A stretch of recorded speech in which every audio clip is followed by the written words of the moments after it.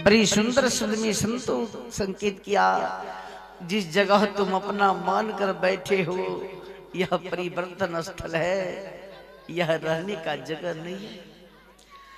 कबीर का दर्शन विजक से दर्शा रहे हैं। जीवन जौवन राज मदा,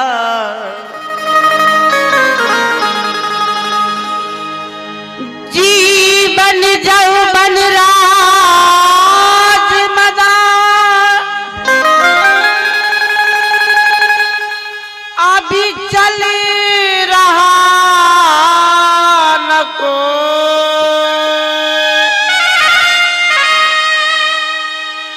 जो दिन जाए सत्संग में, जीवन का फल हो।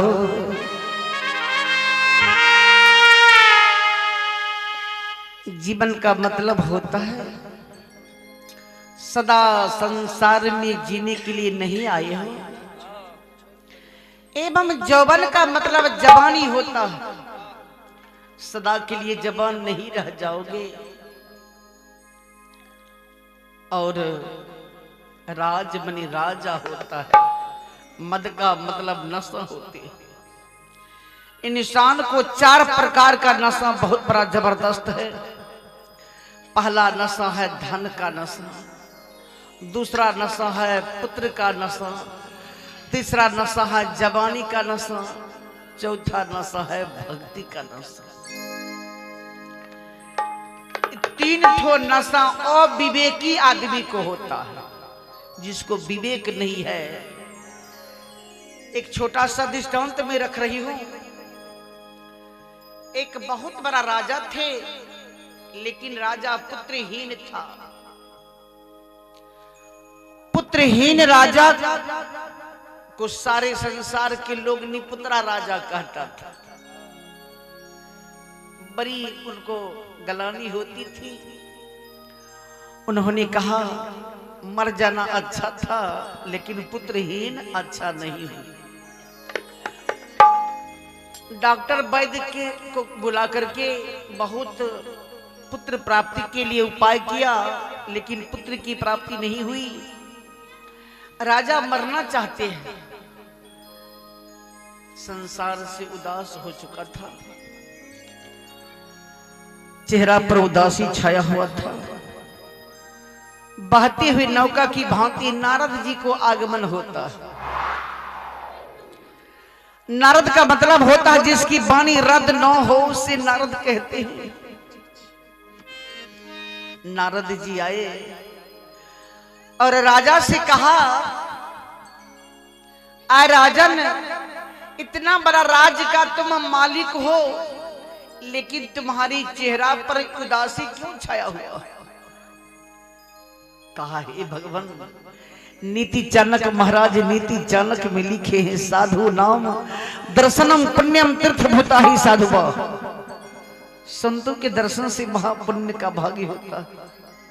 आज मेरा जीवन धन हो चुका है आप जैसे संतों का दर्शन पा करके। आज तो मैं अपने प्राण को अंत करना चाहता था। कहा, क्यों राजन? कहा, बुढ़ापे का सहारा एक पुत्र नहीं है। कहा, राजन तुम्हें पुत्र चाहिए? कहा, बाबा मुझे पुत्र चाहिए। कहा, पुत्र प्राप्ति के लिए तपस्या करना होगा। कहा, किसका तपस्या करना होगा? कहा, ब्रह्मा जी का। कहा, कितना दिन तक? कहा, 12 बरस। राजा तपस्या शुरू कर दिया। तपस्या के पश्चात एक अंधा पुत्र जन्म लिया।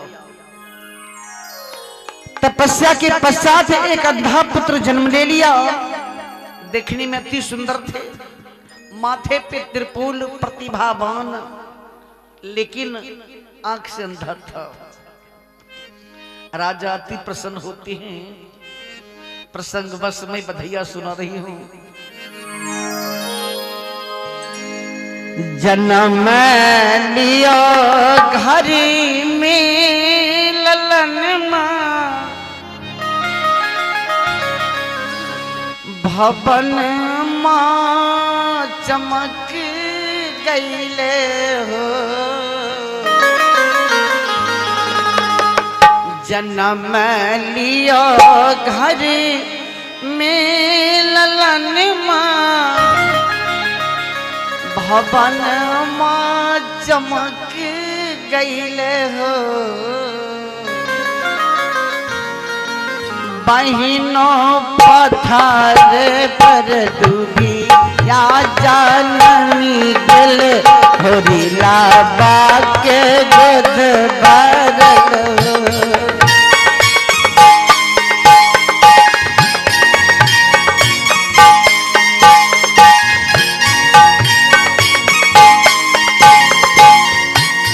बहिनों पत्थर पर डूबी या जाननी दिल होरीला बाके गोद भरल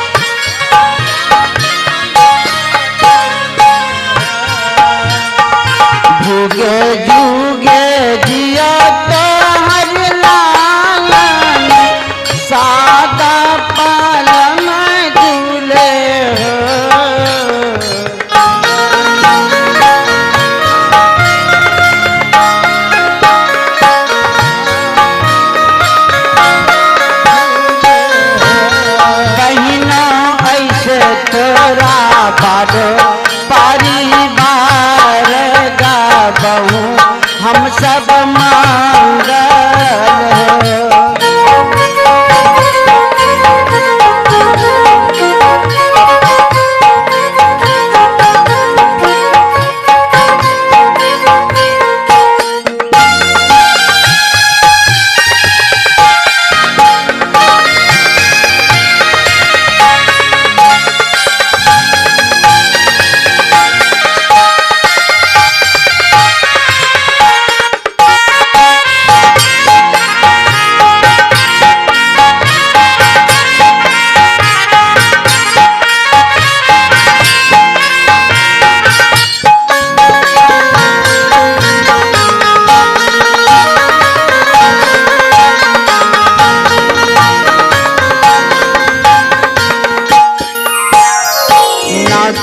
कर नब महीना फिर जन्मी होरी लबान हो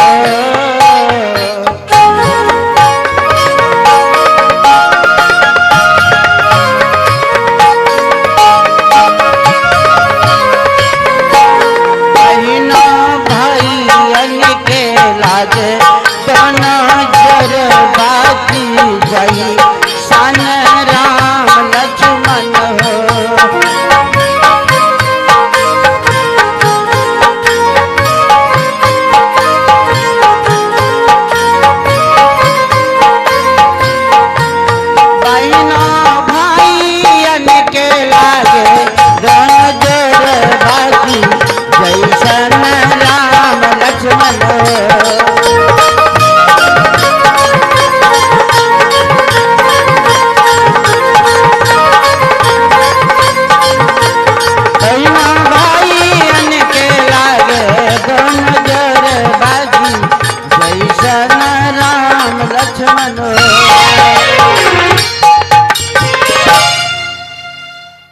सुंदर पुत्र की प्राप्ति हुई।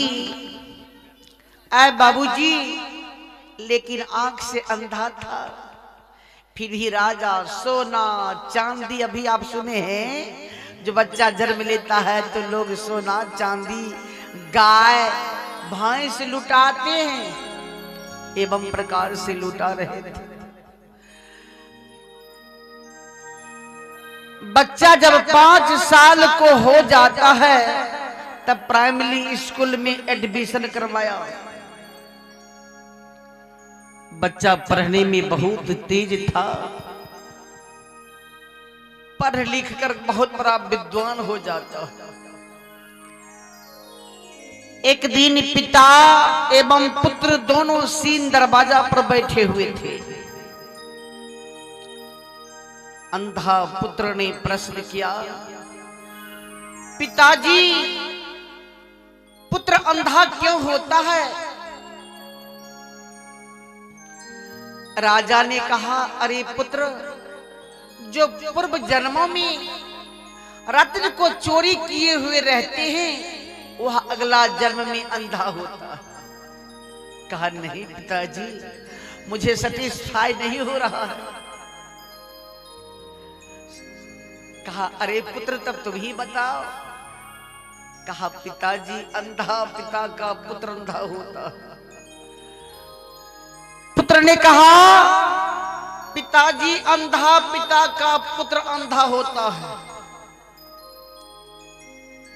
पिता ने कहा, अरे पुत्र, मैं तो अंधा नहीं हूं। कहा, पिताजी, आप अंधा हैं। बाहरी नेत्र तो हर इंसान को 2 नेत्र होता है। एक बाहरी नेत्र जिससे हम बाहर को वस्तु को देखते हैं, और दूसरा विवेक विचार रूपी नेत्र होता है। तो आपको बाहरी नेत्र तो है ये है, लेकिन विवेक रूपी आंख फूटी हुई है। विवेक की आंख जिसको फूट गई है उसी को अंधा कहा जाता। आपको विवेक की आंख फूट गई है, इसलिए आप अंधा हैं। आप 12 वर्ष तपस्या किए पुत्र प्राप्ति के लिए। अगर 12 वर्ष तपस्या करते धर्म भक्ति परमार्थ के लिए तो बेड़ा पार हो जाता। प्रेम से बोलिए सत्य भगवान की। 12 वर्ष तपस्या करते धर्म भक्ति परमार्थ के लिए तो बेड़ा पार हो जाता। पुत्र तो मूत्र कीड़ा होता है। मरने के बाद कौन किसका पुत्र है और कौन किसका पिता है, कोई साथ में जाता है। इसलिए मैं परिणाम स्वरूप अंधा पुत्र जन्म ले लिया हूं। अब भजन कब करोगे?